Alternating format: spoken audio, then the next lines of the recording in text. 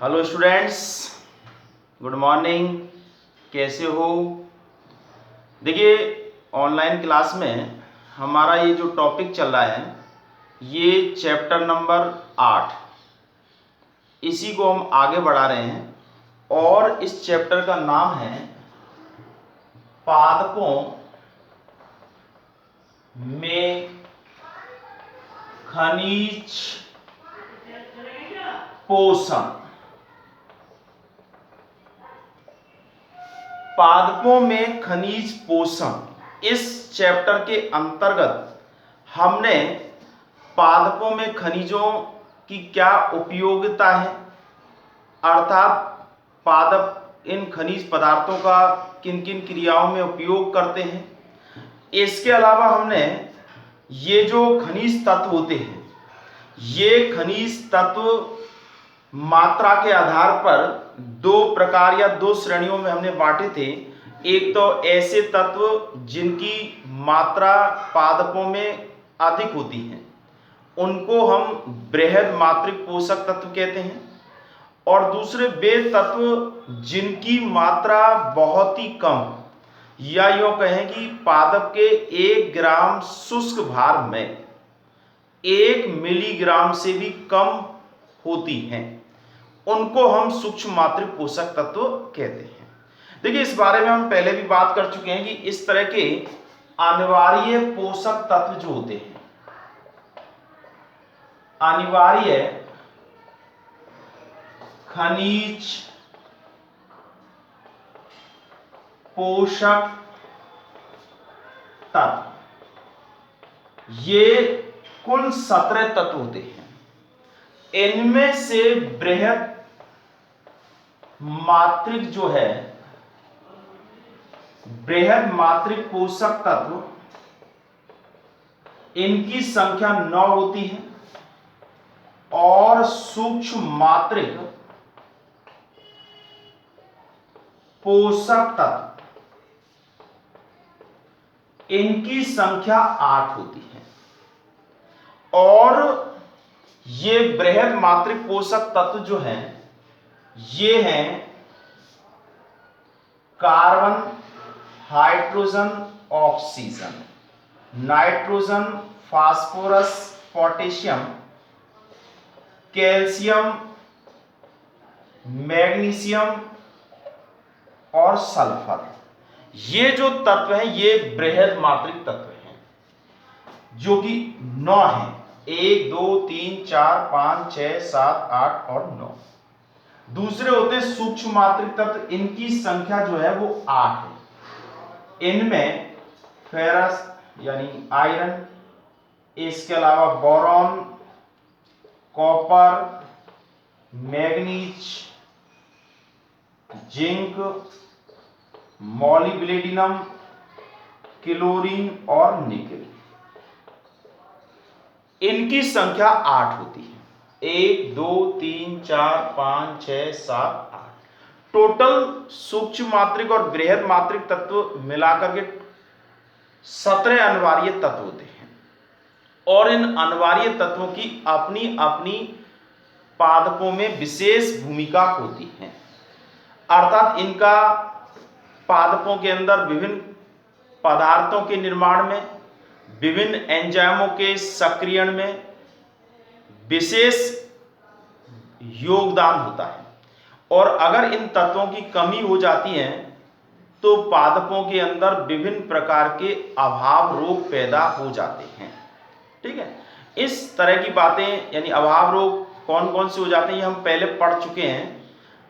अब हम इस चैप्टर का आगे का जो भाग है कि ये जो खनिज लवण हैं, पोषक तत्व हैं, इनको पौधे किस प्रकार से ग्रहण करते हैं, अर्थात इनका अवशोषण कैसे होता है।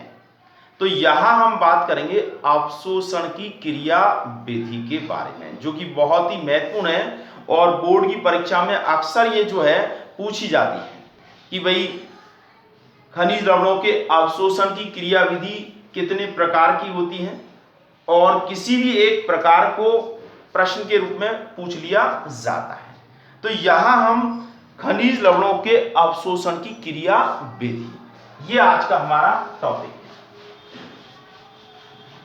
खनिज लवणों के अवशोषण की क्रिया विधि, यानी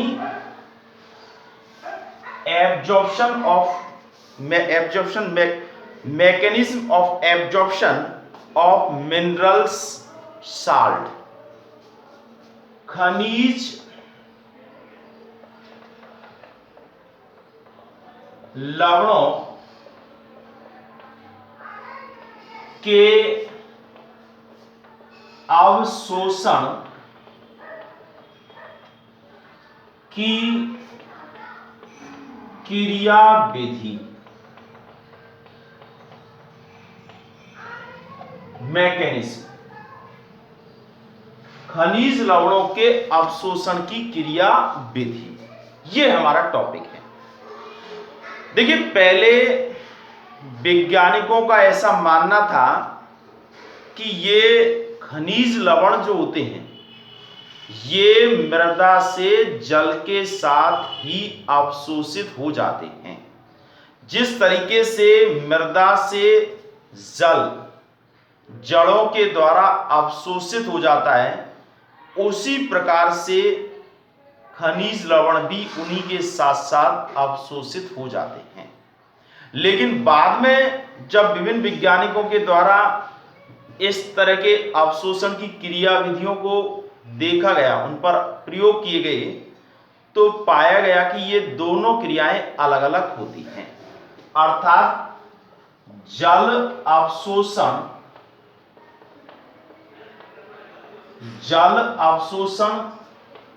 क्रिया विधि और दूसरी है खनिज लवणों के अवशोषण की क्रिया विधि।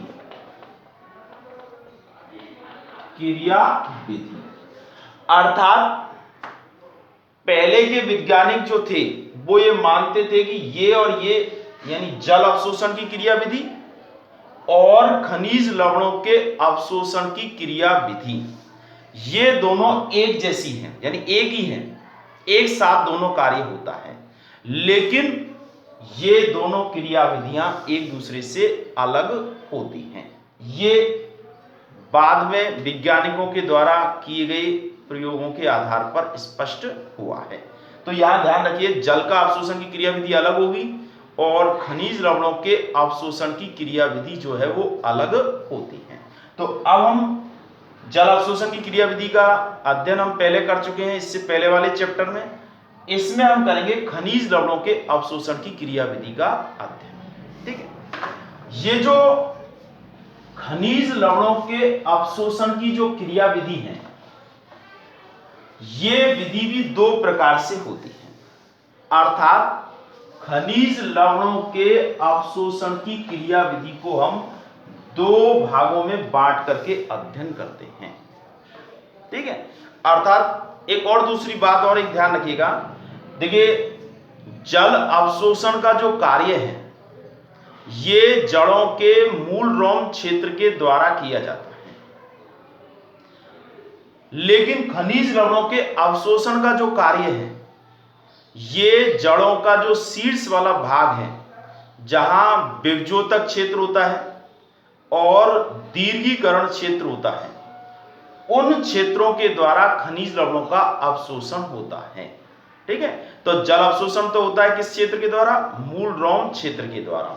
और यहां ये खनिज लवणों का अवशोषण होता है विभजोतक क्षेत्र एवं दीर्घीकरण क्षेत्र के द्वारा। अब देखिए, अवशोषण की क्रिया विधि को हम दो वर्गों में बांट दें। एक तो होता है निष्क्रिय अवशोषण,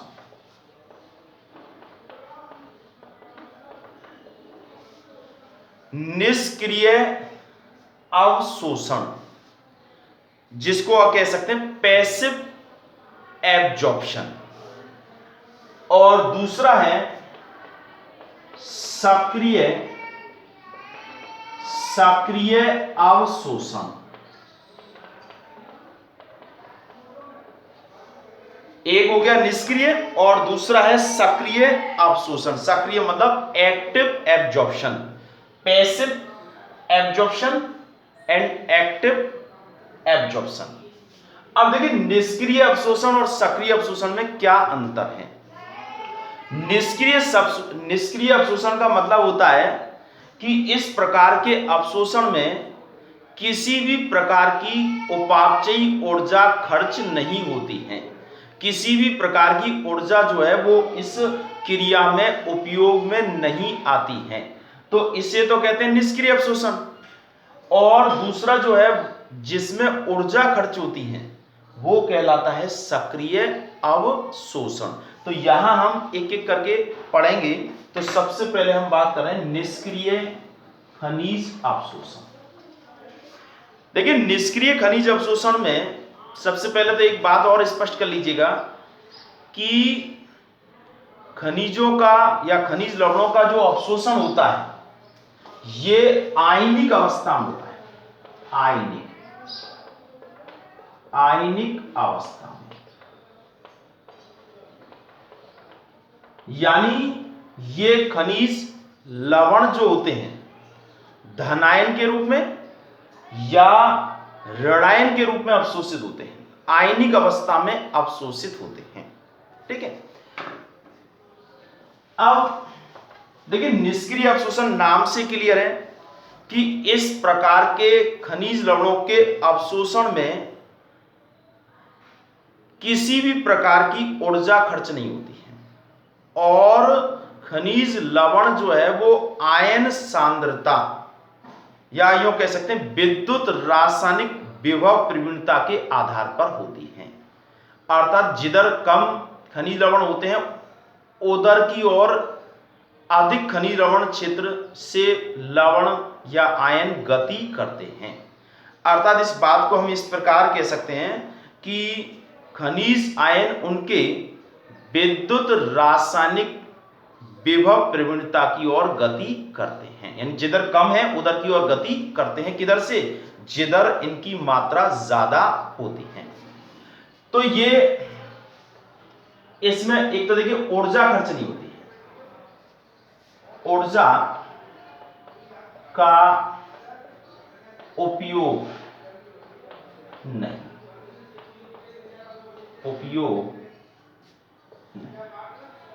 एक तो ये विशेष बात। और दूसरा है विद्युत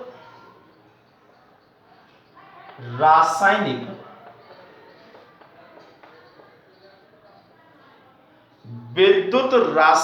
विभव प्रवणता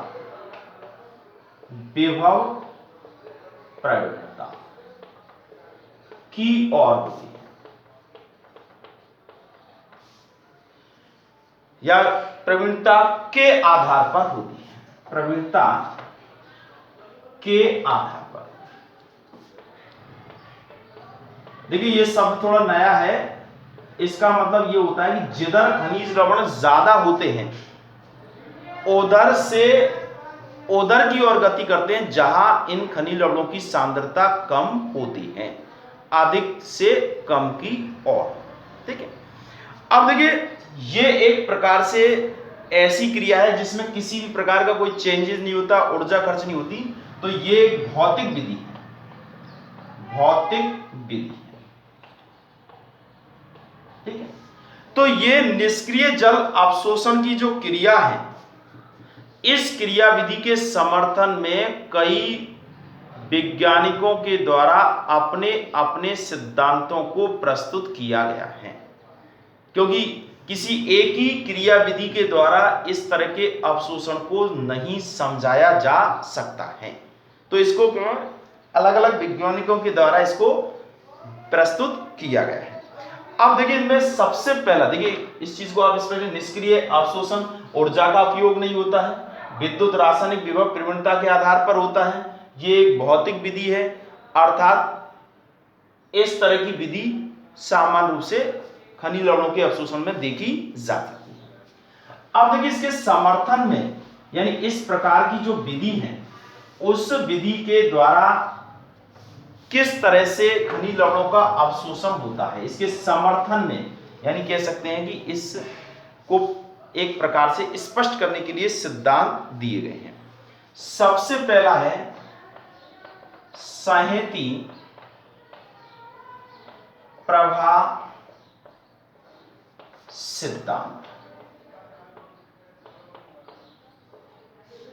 संहति प्रवाह सिद्धांत, सिद्धांत कह दो या इसको कह दो परिकल्पना, परिकल्पना। संहति को कहते हैं mass, mass flow hypothesis, hypothesis,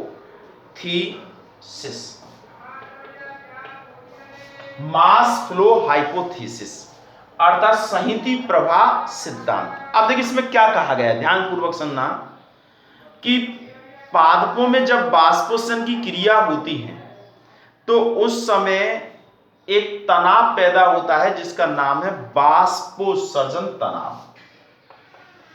बाष्पोत्सर्जन के कारण, बाष्पोत्सर्जन के कारण बाष्पोत्सर्जन तनाव, तनाव के दो या खिंचाव के, तनाव बल उत्पन्न होता है। ठीक है, अब ये तनाव बल जिस तरह से जल को जड़ों के अंदर खींच करके और ऊपर चढ़ाने में सहयोग देता है, उसी प्रकार से इस तनाव बल के कारण बाह्य वातावरण में मृदा से खनिज लवण अवशोषित हो जाते हैं, यानी खिंचाव के कारण वो नीचे से ऊपर की ओर, क्या यूं कह सकते हैं कि मृदा विलयन से मूल रोम के अंदर प्रवेश कर जाते हैं, अर्थात आयनों को, खनिज आयनों को ग्रहण कर लिया जाता है। यानी एक तरह से खिंचाव के कारण, बाष्पोत्सर्जन तनाव बल के कारण जो एक प्रकार से दबाव पैदा होता है, उसके कारण खनिज लवण जो है वो अंदर प्रवेश कर जाते हैं। अब देखिए इस प्रकार के प्रवेश में या इस प्रकार के अवशोषण में कहीं पर भी किसी भी प्रकार की कोई ऊर्जा खर्च नहीं। तो एक प्रकार से संहति, यानी कोई चीज होती है अपने आप ही वो खिंचती चली जाती है, तो यहां संहति प्रवाह सिद्धांत के द्वारा ये बताया गया कि बाष्पोत्सर्जन के कारण तनाव बल पैदा होता है, उस तनाव बल के कारण खनिज आयन जो है वो मृदा विलयन से पादप के अंदर अवशोषित होते चले जाते हैं। ठीक है, अब इसमें ऊर्जा खर्च नहीं हो रही है, तो अगर बाष्पोत्सर्जन की दर ज्यादा होगी तो निश्चित रूप से खनिज लवणों के अवशोषण की दर भी अधिक होगी, क्योंकि जितना ज्यादा बाष्पोत्सर्जन तनाव बल पैदा होगा, अवशोषण की दर उतनी ही ज्यादा हो जाएगी। ठीक है, अब दूसरा सिद्धांत है आयन विनिमय सिद्धांत। ये सब निष्क्रिय खनिज अवशोषण के समर्थन में दिए गए सिद्धांत हैं।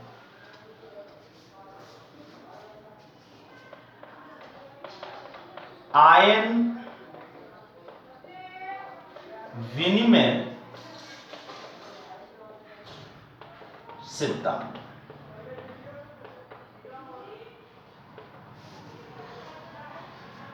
आयन यानी आयन एक्सचेंज थ्योरी, आयन विनिमय सिद्धांत। अब देखिए सिद्धांत के अनुसार, देखिए जड़ की सतह, इस सिद्धांत के अनुसार जड़ की सतह और बाह्य विलयन, बाह्य विलयन, यानी ये तो है मृदा विलयन और ये है जड़ की सतह।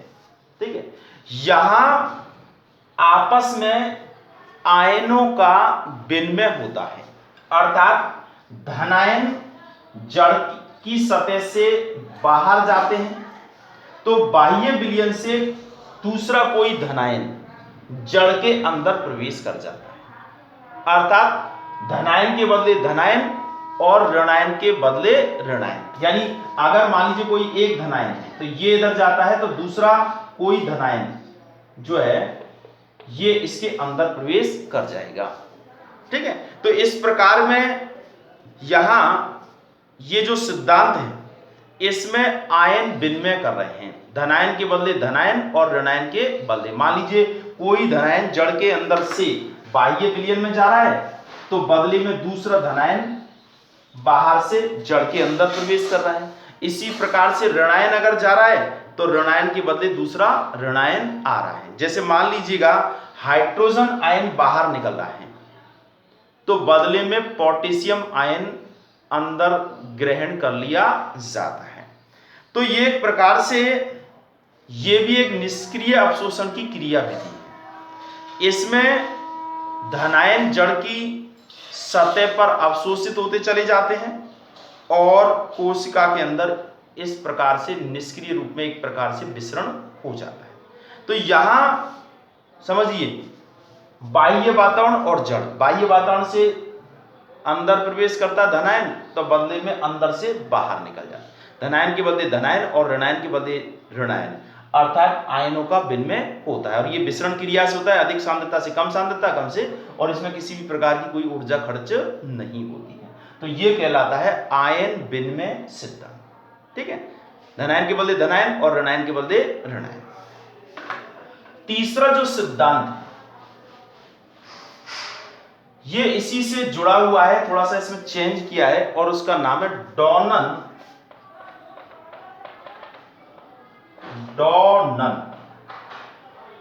साम्य अवस्था। डॉनन साम्य अवस्था सिद्धांत।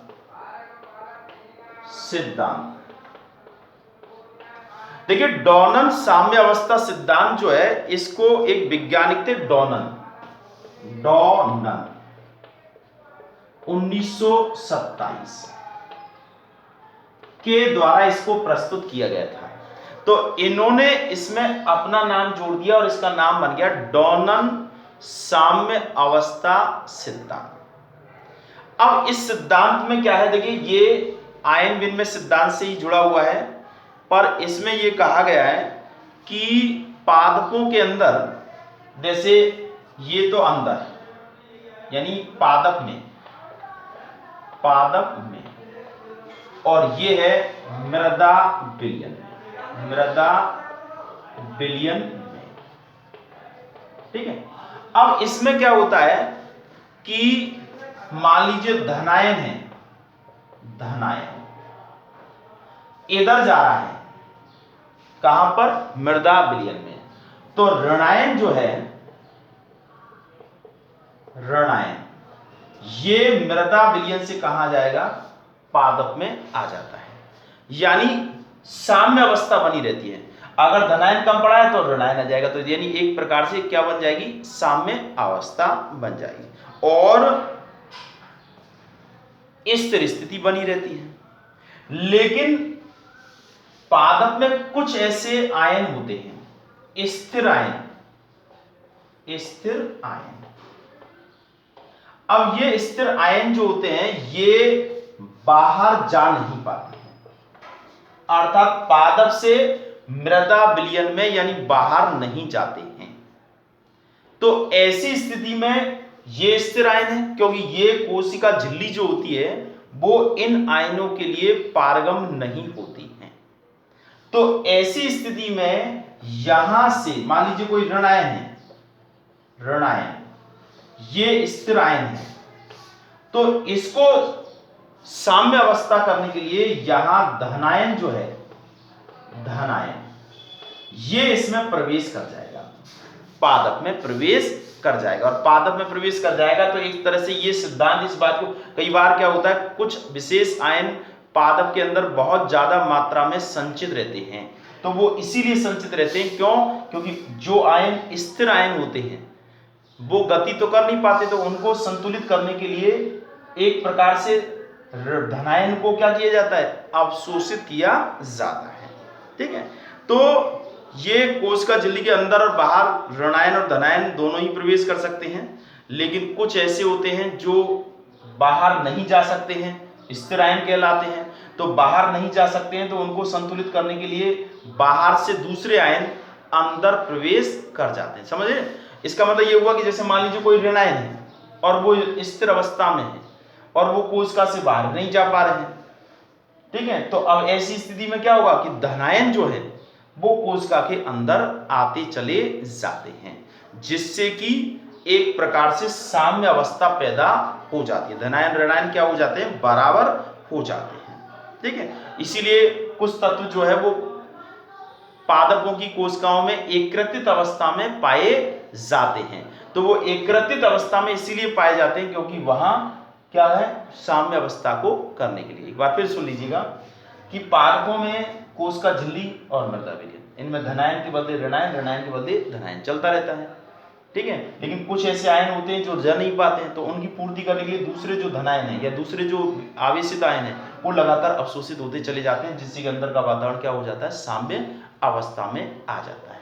तो ये कहला, और इसमें भी किसी भी प्रकार की कोई ऊर्जा खर्च नहीं होती है।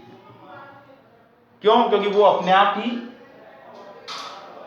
अवशोषित हो जाते हैं। किसके लिए? साम्य अवस्था को उत्पन्न करने के लिए। तो ये तो हो गया निष्क्रिय खनिज अवशोषण। ये वो विधियां हैं जो समर्थन है किसका? निष्क्रिय। कौन कौन सी? संहति प्रवाह सिद्धांत, दूसरा आयन विनिमय सिद्धांत, और तीसरा है डॉनन साम्यावस्था सिद्धांत, ठीक। अब हम बात करेंगे सक्रिय।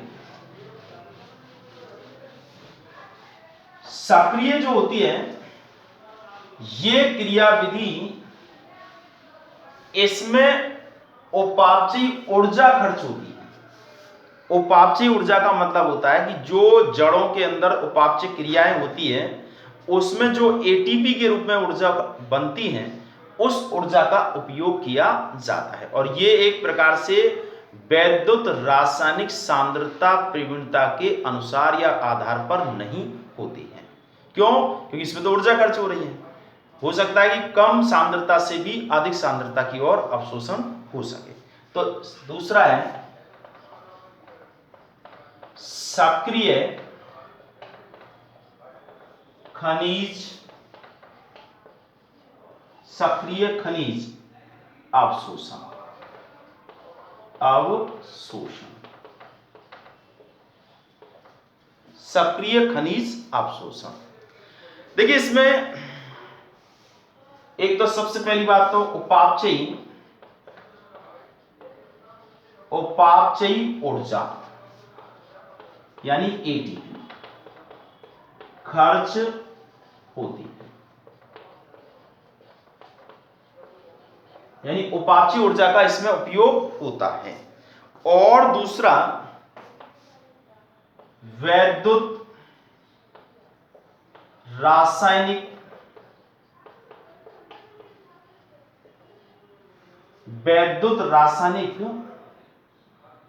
प्रवीणता, वैद्युत रासायनिक कह सकते हैं विभव, वैद्युत रासायनिक विभव के विरुद्ध होती है।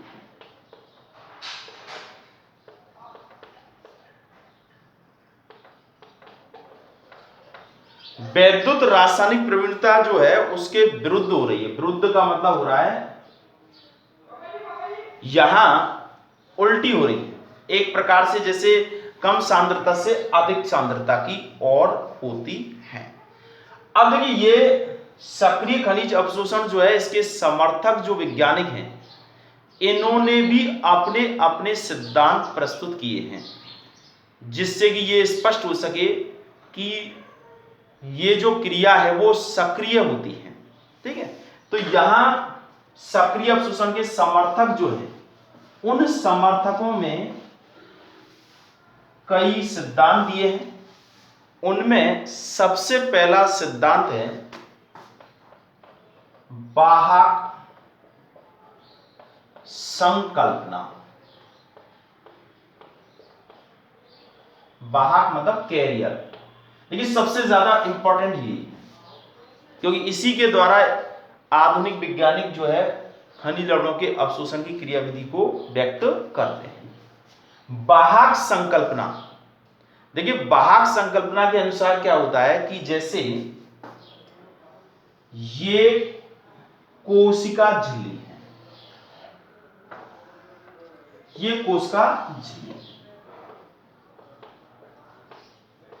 कोशिका झिल्ली कह सकते हो या अवरोधित झिल्ली कह सकते हो, जो क्या करती है खनिज लवणों के आवागमन में रुकावट पैदा करती है। ये बाह्य विलयन है, बाह्य विलयन, बाह्य विलयन के रूप में इसमें क्या होता है मृदा विलयन होता है, मृदा विलयन, क्योंकि मृदा विलयन से ही खनिज लवणों का अवशोषण किया जाता है। ये आंतरिक विलयन, आंतरिक विलयन मतलब कोशिका द्रव या कोशिका द्रव या रस, एक तरह से आंतरिक विलयन है। अब देखिए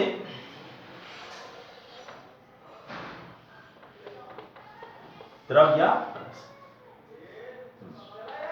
अब इस कोशिका झिल्ली की संरचना में विभिन्न प्रकार के प्रोटीनों के अणु होते हैं और ये प्रोटीन के अणु जो होते हैं वो खनिज लवणों के आवागमन में वाहक का कार्य करते हैं, कैरियर का कार्य करते हैं और ये ऊर्जा पाकर के सक्रिय होकर के और आयन के साथ जुड़ जाते हैं और आयन के साथ जुड़ने से आयन वाहक पुंज यानी कॉम्प्लेक्स बना लेते हैं और कॉम्प्लेक्स बना करके और ये अंदर की तरफ जा करके और वियोजित हो जाते हैं, तो आयन अंदर चला जाता है और ये वाहक एक प्रकार से निष्क्रिय अवस्था में पुनः प्राप्त हो जाता है और जब इस निष्क्रिय वाहक को फिर दोबारा से ऊर्जा मिल जाती है तो ये सक्रिय हो जाता है और सक्रिय होकर के फिर दोबारा एक आयन को ले जाने के लिए तैयार हो जाता है। देखिए जैसे ये आयन है, ये आयन, ठीक है, अब इस आयन को यहां एक वाहक है और ये X क्या है वाहक, ये एक प्रकार से सक्रिय अवस्था में है। ये आयन और ये आपस में दोनों एक दूसरे से जुड़ जाते हैं यानी अस्थायी यौगिक का निर्माण कर लेते हैं, तो ये हो जाएगा IX कह सकते हैं इसको, XI, अर्थात ये एक आयन वाहक बन गया है, आयन वाहक पुंज, और ये गति करता हुआ XI, ये पुंज ये यहां आयन को अंदर प्रवेश करा देता है, आयन अंदर चला गया और ये इस रूप में वापस आया, ठीक है, ये ऊर्जा प्राप्त करके वापस इस अवस्था में आ जाता है। तो देखिए यहां एक तरह से यहां देखें तो I तो क्या है आयन है, अब ये धनायन भी हो सकता है और ऋणायन भी हो सकता है यहां, ठीक है। ये X जो है X डैश ये है सक्रिय वाहक। अब देखिए सक्रिय वाहक तब बनता है जब इस वाहक के अंदर ऊर्जा प्राप्त हो जाती है, यानी एटीपी से ऊर्जा प्राप्त करके ये सक्रिय अवस्था में आ जाता है, सक्रिय वाहक बन जाता है। XI ये कहलाएगा एक प्रकार से आयन वाहक पुंज, आयन वाहक पुंज, आयन वाहक पुंज बन गया ये वाला। ये X जो है ये है निष्क्रिय वाहक, निष्क्रिय वाहक।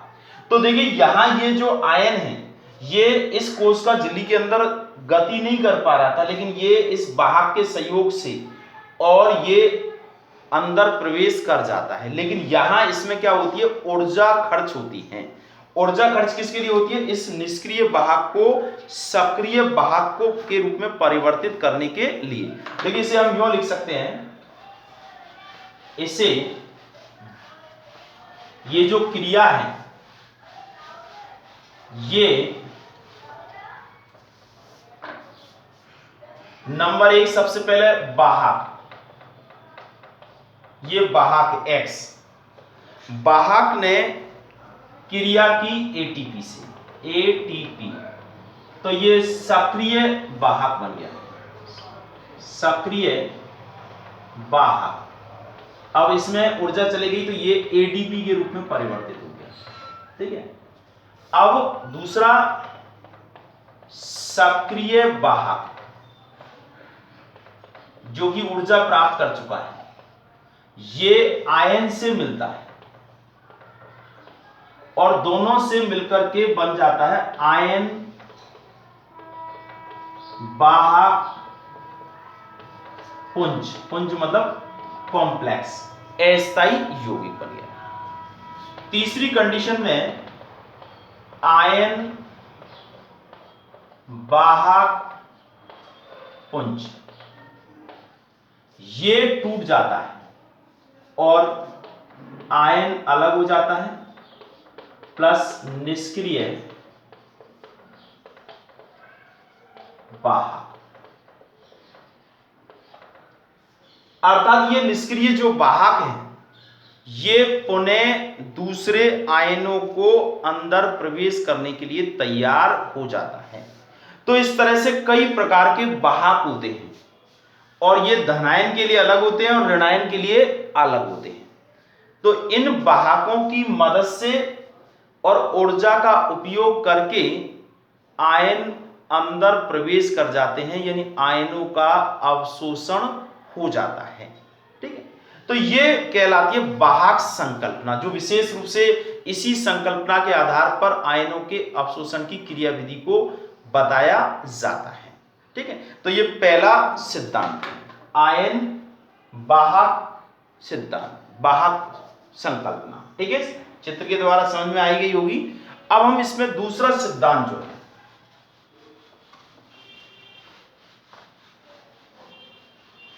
देखिए इसमें ऊर्जा खर्च हो रही है इसलिए सक्रिय की श्रेणी में रखा गया है। जहां ऊर्जा खर्च होती है वो सक्रिय है, ये ताल लिया होगा।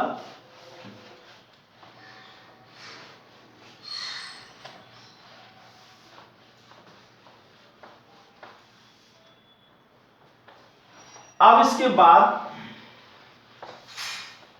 दूसरा जो सिद्धांत है वो है आयन पंप, आयन पंप सिद्धांत। आयन पंप सिद्धांत को साइटोक्रोम पंप सिद्धांत भी कहते हैं, साइटोक्रोम पंप सिद्धांत। देखिए साइटोक्रोम जो होते हैं ये साइटोक्रोम में आयनों की उपस्थिति होती है, आयरन की, और उस आयरन के आधार पर देखिए इस तरह की जो संकल्पना है, ये आयन पंप सिद्धांत की जो संकल्पना है, इस सिद्धांत को लुडेगार्थ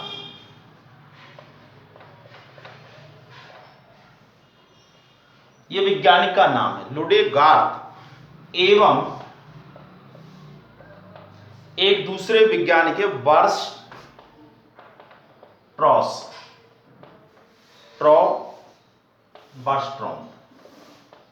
1933 के द्वारा इस सिद्धांत को दिया गया है। और इस सिद्धांत में ये कहा गया है कि पौधों के अंदर जो श्वसन की दर होती है, श्वसन दर, श्वसन दर समानुपाती होती है, या श्वसन दर का सीधा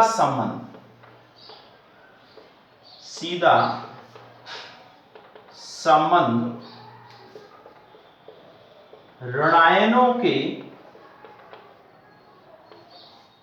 अवशोषण से होता है। ऋणायनों के अवशोषण से होता है।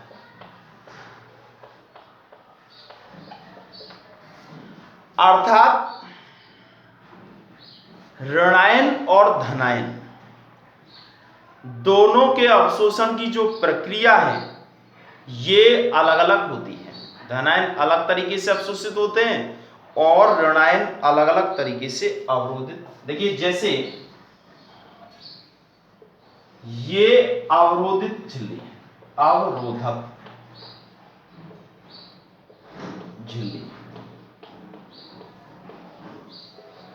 अवरोधक झिल्ली जो इस तरह के आयनों के आवागमन में अवरोध पैदा करती है। यहां बाह्य सतह है और ये आंतरिक सतह है।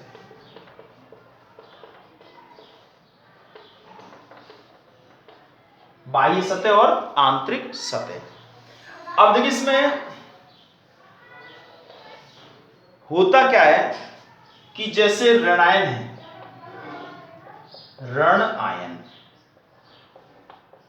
ये ऋणायन इस साइटोक्रोम के साथ जुड़ करके, साइटोक्रोम में जो एक प्रकार का आयरन होता है उससे जुड़ करके ये बना लेता है साइटोक्रोम पंप। साइटोक्रोम पंप बना लिया और साइटोक्रोम पंप से आंतरिक विलयन में ये ऋणायन जो है मुक्त कर दिया जाता है। ऋणायन मुक्त कर दिया। अब ऋणायन बाह्य विलयन से कहां पहुंच गया? आंतरिक स्तर में पहुंच गया है। इनके मिलने से ऊर्जा खर्च हुई है, यानी शोषण में जो ऊर्जा हुई थी वो इसके अंदर काम में आई है। अब ऋणायन पहुंच गया तो धनायन, ये इस ऋणायन को संतुलित करने के लिए ये बिना किसी ऊर्जा के, ये निष्क्रिय प्रभाव, इसको कहते हैं मास प्रभाव, निष्क्रिय प्रभाव के द्वारा अंदर पहुंच जाता है धनायन।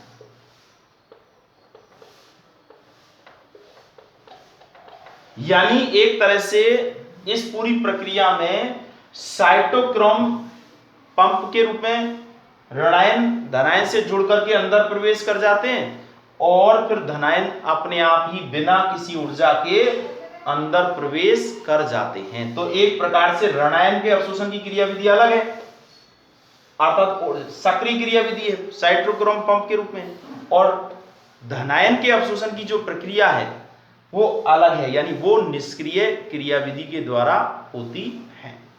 तो इस तरह की बात इन्होंने कही और ये कहलाएगा आयन पंप सिद्धांत, जो कि एक प्रकार से दो अलग अलग क्रियाविधियों को समझा रहा है। ठीक है, इसके बाद एक तीसरा सिद्धांत है, तीसरा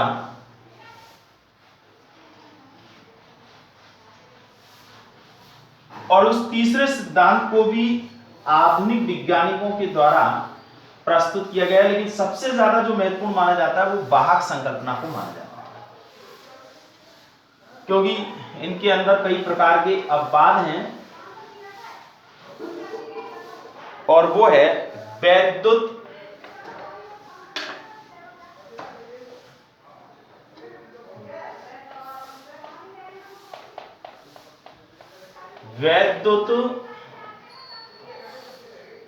रासायनिक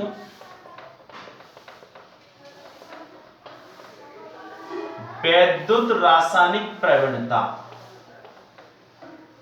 वैद्युत रासायनिक प्रवणता की संकल्पना।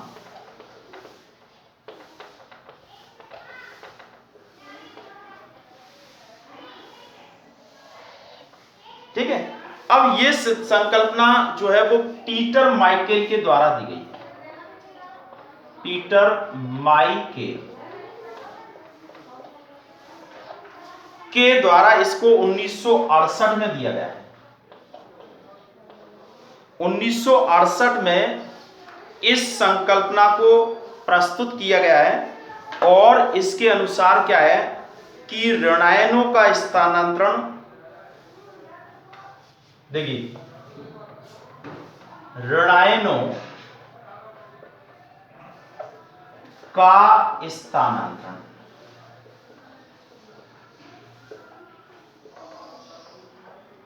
ऋणायनों का स्थानांतरण अवरोधक झिल्ली, अवरोधक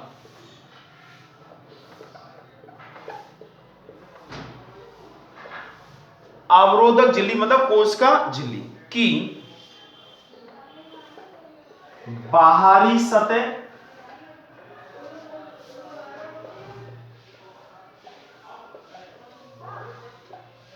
ऋणायनों का स्थानांतरण अवरोधकों की बाहरी सतह व भीतरी सतह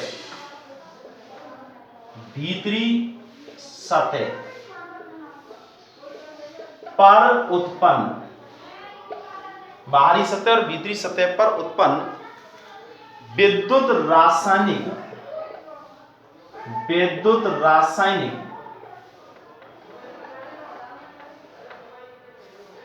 प्रवीणता के कारण होता है,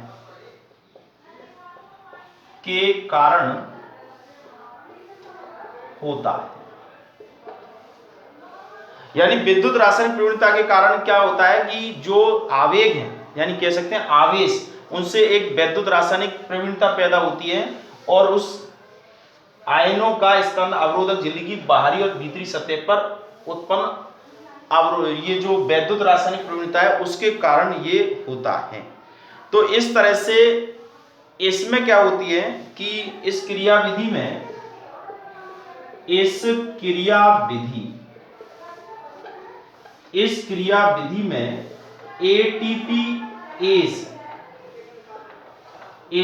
एटीपीएज की भूमिका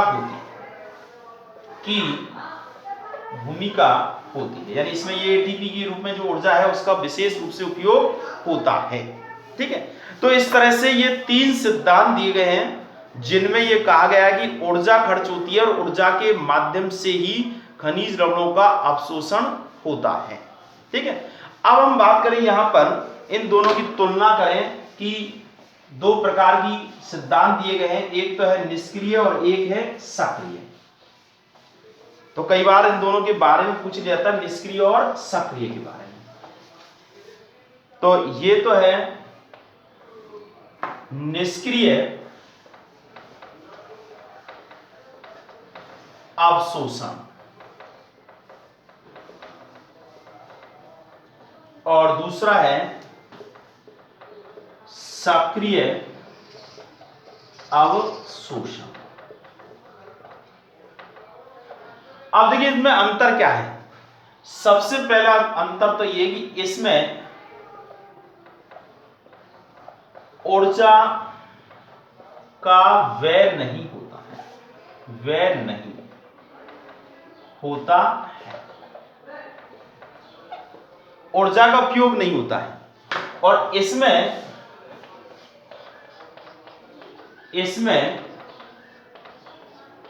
ऊर्जा का व्यय होता है। ठीक है, दूसरी बात यह आयन प्रवीणता यानी वैद्युत रासायनिक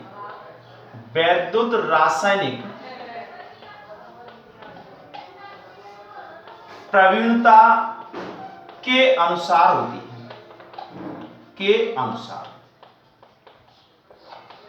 और ये इसके विपरीत होती है, इसके विपरीत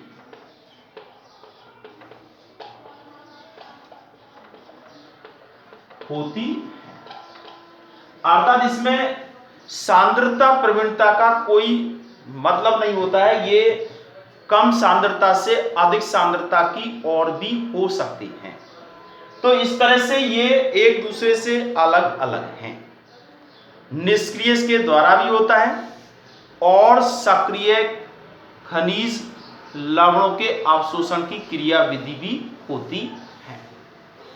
तो हमने आज पादपों में खनिज लवणों के अवशोषण की क्रियाविधि के बारे में पढ़ा है।